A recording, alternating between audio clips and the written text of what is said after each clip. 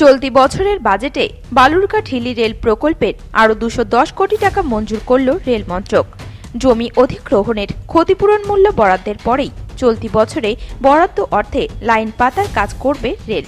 ওই অর্থ বরাদ্দের পর দ্রুত প্রকল্প বাস্তবায়নের কাজে বরাত প্রক্রিয়াও শুরু করতে তৎপর হয়েছে উত্তরবঙ্গ সীমান্ত রেলের নির্মাণ সংস্থা। 2010 সালে বালুরঘাট হিলি রেল প্রকল্পের ঘোষণা করেন তৎকালীন মুখ্যমন্ত্রী মমতা বন্দ্যোপাধ্যায়। তারপরে এই প্রকল্পের কাজ শুরু হয়েছিল, কিন্তু 2014 সাল থেকেই জমিজটে প্রকল্প বাস্তবায়নের কাজ থমকে যায়। এরপর মানুষের দীর্ঘদিনের আবেদন, হাইকোর্টের হস্তক্ষেপ ও বালুরঘাট লোকসভা কেন্দ্রের সাংসদ সুকান্ত মজুমদার উদ্যোগী হতেই 2022 সাল থেকে পুনরায় এই প্রকল্পের কাজ শুরু হয়। এই প্রকল্প বাস্তবায়নে 633 কোটি লক্ষ্যমাত্রা ধার্য করে রেল কর্তৃপক্ষ। 2022 থেকে 23 অর্থবর্ষের বাজেটে এই প্রকল্পে 20 কোটি 1,000 টাকা বরাদ্দ করা হয়। 2023-24 অর্থবর্ষের বাজেটে এই প্রকল্পে পুনরায় 190 কোটি টাকা বরাদ্দ করা হয়।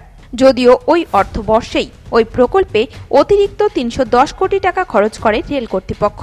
তারপরেই চলতি বছরের বাজেটে আরও 210 কোটি টাকা বরাদ্দ করা হয়। তারপরেই চলতি বছরের বাজেটে আরও 210 কোটি টাকা বরাদ্দ করা হলো। এখন পর্যন্ত এই প্রকল্পে 520 কোটি টাকা বরাদ্দ করা হয়েছে।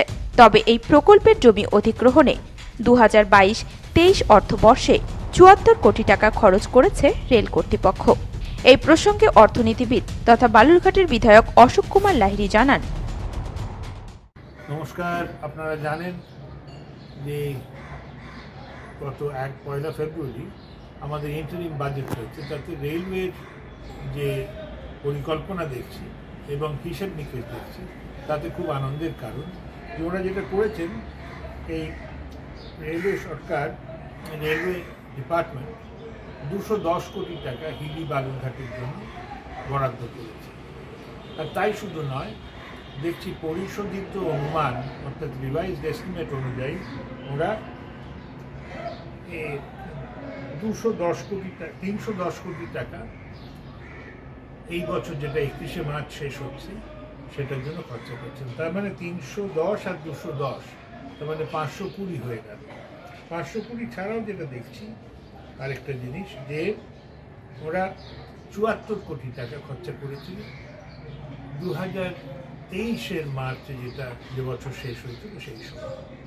তাহলে কত হলো? 310 210 মানে 520 আর 74 মানে 594 কোটি টাকা মোটামুটি এখন অবধি খরচা হবে।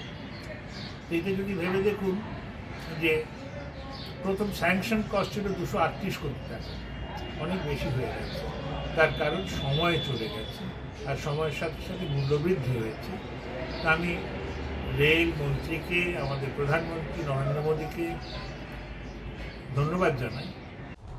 জেলা প্রশাসন ও রাজ্য সরকারকে জমি অধিগ্রহণে সহায়তা করবার আবেদন জানিয়েছেন বালুরঘাট লোকসভা কেন্দ্রের সাংসদ সুকান্ত মজুমদার। এবার বাজেটে 220 কোটি টাকা বরাদ্দ হলেও এর আগের বাজেটে প্রায় 300 কোটি টাকা বরাদ্দ হয়েছিল। সব মিলে 500 কোটি টাকারও বেশি টাকা বরাদ্দ হয়ে গেল। এই প্রকল্পের জন্য 666 কোটি টাকা লাগবে, অর্থাৎ সিংহভাগ টাকা অ্যালটমেন্ট হয়ে গেল। টাকা অভাব হবে না, রেলমন্ত্রী বলেছিলেন। আমি কথা দিচ্ছি, যত টাকা লাগবে সেই টাকা কেন্দ্র সরকারের কাছ থেকে এনে দেওয়ার দায়িত্ব আমার। কিন্তু রাজ্য সরকার যেভাবে এই কাজে বাধা দিচ্ছে, জমি অধিগ্রহণ হচ্ছে না, জমি অধিগ্রহণে টাকার অভাব নেই। বারবার আমরা বলছি টাকা আমরা ডিএমকে দিয়ে দিয়েছি, তবুও জমি অধিগ্রহণ হচ্ছে না। বাধ্য হয়ে আমরা ব্রিজের কাজ করছি, কিছুটা জমি অধিগ্রহণ হয়েছে, সেইটুকুতেও আমরা কাজ শুরু করব। আমি হাত জোর করে অনুরোধ করব জেলা প্রশাসনকে এবং রাজ্য সরকারকে যে তারা যেন এই জমি অধিগ্রহণে আমাদেরকে সহায়তা করে এবং খুব তাড়াতাড়ি যেন আমি হিলি পর্যন্ত রেলটা আমরা নিয়ে যেতে পারি। আমাদের নরেন্দ্র মোদীর রেল হিলির মানুষ দেখবে, এই গ্যারান্টি আমি দিচ্ছি। এটা মোদিজির গ্যারান্টি, সুকান্ত মজুমদারের গ্যারান্টি। হিলি থেকে বিশেষ প্রতিবেদন, নিউজ টুডে।